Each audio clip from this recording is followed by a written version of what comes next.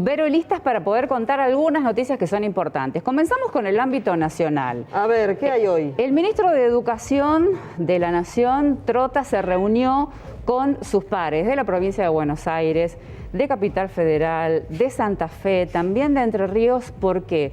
Para poder analizar qué sucede allí con la situación epidemiológica. Lo que está sucediendo es que hay algunos puntos precisamente en esas provincias en donde es muy preocupante la situación. Entonces han tomado la decisión de suspender clases en alguno de estos puntos. De esta manera, el ministro lo que propone es recursos adicionales y herramientas pedagógicas para estas zonas que se encuentran en alerta epidemiológica. Propone, por ejemplo, acompañar los procesos de suspensión focalizada de la presencialidad y el refuerzo del fondo COVID, como así también una guía de recursos, de usos y accesos que lo que garantizan es poner a disposición materiales que son producidos por la Nación. Y también, atención con esto, las escuelas en esas zonas van a permanecer abiertas para poder llevar adelante distintas tareas, como por ejemplo la distribución de materiales educativos y también la devolución de evaluaciones que son ya devueltas por los profesores, debido a que la única forma que tienen en algunas zonas de ponerse en contacto con la educación es a través de la institución. Esto es lo que está sucediendo a nivel nacional y además también mañana el ministro se va a reunir con el Consejo Federal de Educación para seguir avanzando sobre este tema. Sí, están llegando a las escuelas primarias y las escuelas secundarias los cuadernillos que son equivalentes a este año para cada una de las materias, para cada uno de los ciclos complementativos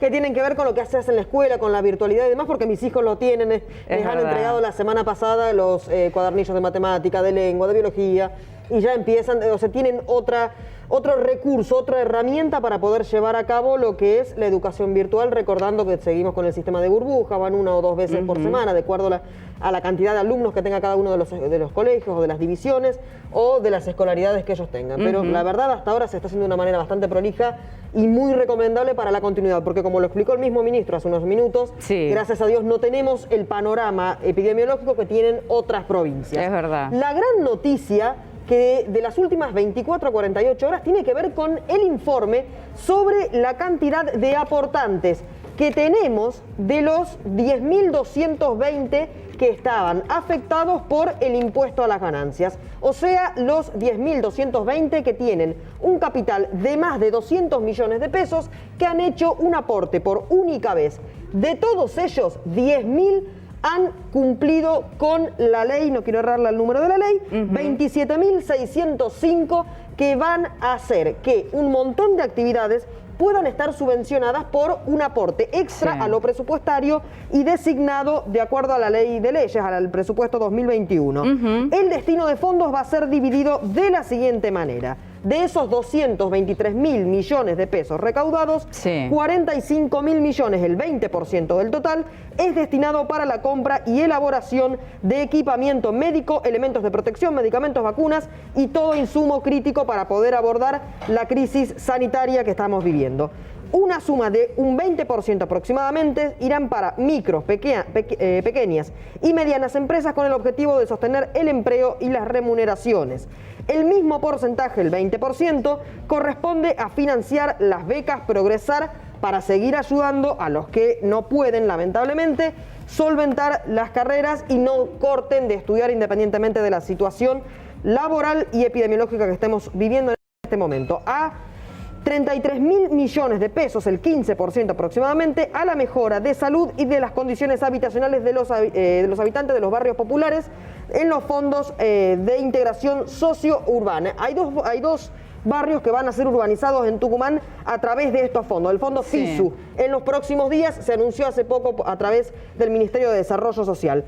Por último, cerca de 55.000 millones de pesos, el 25%, van a financiar programas y proyectos de exploración, desarrollo y producción de gas natural. 223.000 millones de pesos volcados al empleo, al estudio, a la salud y a sostener a la pequeña y mediana empresa, que han sido los grandes afectados por estos 14, 15 meses de ciclo de epidemia que hemos tenido.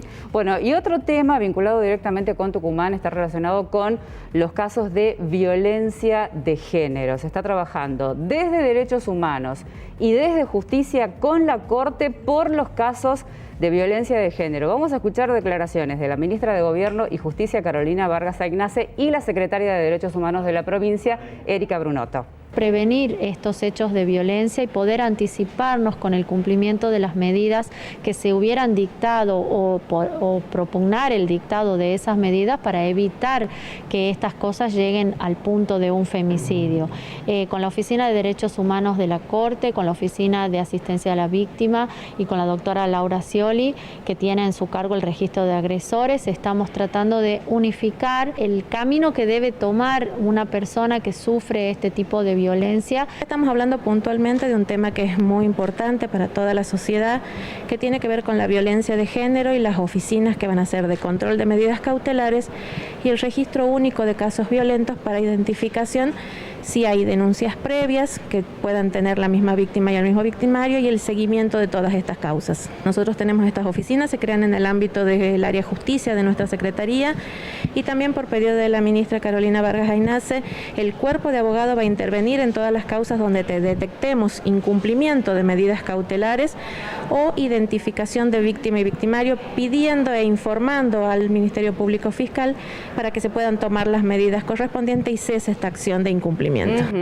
Bueno, un tema muy importante, pero entre mates y cafés hay muchos temas más para contar y comentar.